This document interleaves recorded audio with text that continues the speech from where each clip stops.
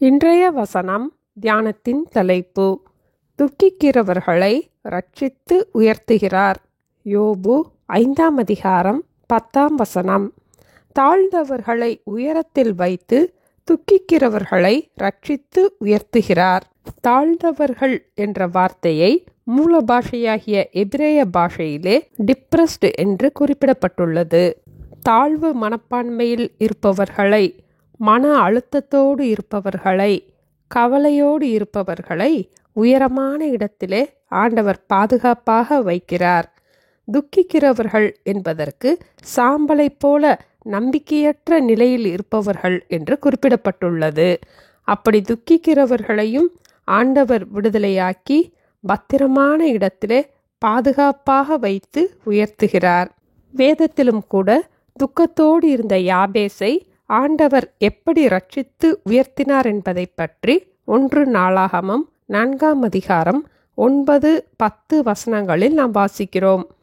யாபேசின் தாய், நான் துக்கத்தோடே அவனை பெற்றேன் என்று சொல்லி அவனுக்கு யாபேஸ் என்று பெயரிட்டாள். யாபேஸ் இஸ்ரவேலின் தேவனை நோக்கி, தேவரீர் என்னை ஆசீர்வதித்து என் எல்லையை பெரிதாக்கி உமது கரம் என்னோடிருந்து தீங்கு என்னை துக்கப்படுத்தாதபடிக்கு அதற்கு என்னை விலக்கி காத்தருளும் என்று வேண்டிக் கொண்டான். அவன் வேண்டிக் கொண்டதை தேவன் அருளினார். யாபேஸ் தன் சகோதரரை பார்க்கிலும் கனம் பெற்றவனாயிருந்தான். யாபேசை போல நாமும் ஜெபிப்போம். ஆண்டவர் நம்மையும் ரட்சித்து உயர்த்த வல்லவராயிருக்கிறார்.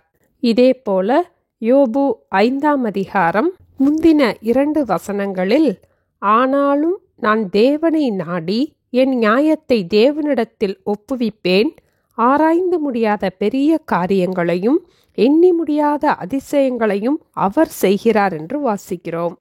டெஹ்ரானில் உள்ள அரச அரண்மனை உலகத்திலுள்ள அனைத்து அரண்மனைகளிலும் மிக அழகான நுழைவாயிலை கொண்டது. இந்த அரண்மனைக்குள் ஒருவர் நுழையும் போது அதன் கூரைகள், பக்க சுவர்கள் வைரக்கற்களால் மூடப்பட்டு இருப்பதைப் போல அழகாக பிரகாசமாக தோன்றும். இந்த அரச கட்டிடத்தை கட்ட திட்டமிட்ட போது கட்டிட கலைஞர்கள் பாரிஸிலிருந்து நுழைவாயில் சுவர்களை மூடுவதற்காக கண்ணாடிகளை வரவழைத்தார்கள். அந்த கண்ணாடிகள் பத்திரமாக வந்து சேருவதற்காக பாதுகாப்பான மரப்பெட்டிகளில் பக்குவமாக வைத்து அனுப்பினார்கள். இவ்வளவு பாதுகாப்பாக அந்த பெட்டியை அனுப்பின போதும் அதை திறந்து பார்த்தபோது உடைந்த கண்ணாடி துண்டுகள் மட்டும் அதில் இருந்தது. அதை கொண்டு வரும் வழியில் அது அசைவினால் சிறு சிறு துண்டுகளாக உடைக்கப்பட்டதை அறிந்து கொண்டார்கள்.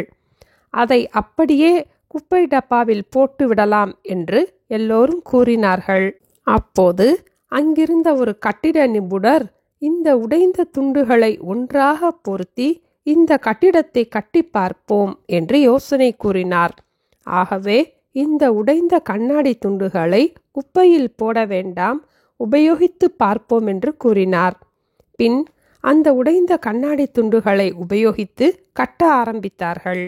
அது வைரத்தைப் போல அழகாக பிரகாசித்தது. அதில் வானவில் வண்ணங்கள் இருப்பது போல பிரதிபலித்தது. நாம் எதிர்பார்த்தபடி முழு கண்ணாடியினால் இந்த அரண்மனையை கட்டுவதை காட்டிலும் இப்பொழுது இந்த உடைந்த கண்ணாடிகளை வைத்து கட்டப்பட்டது மிகவும் நேர்த்தியாக அழகாக இருக்கிறது என்று கூறினார்கள்.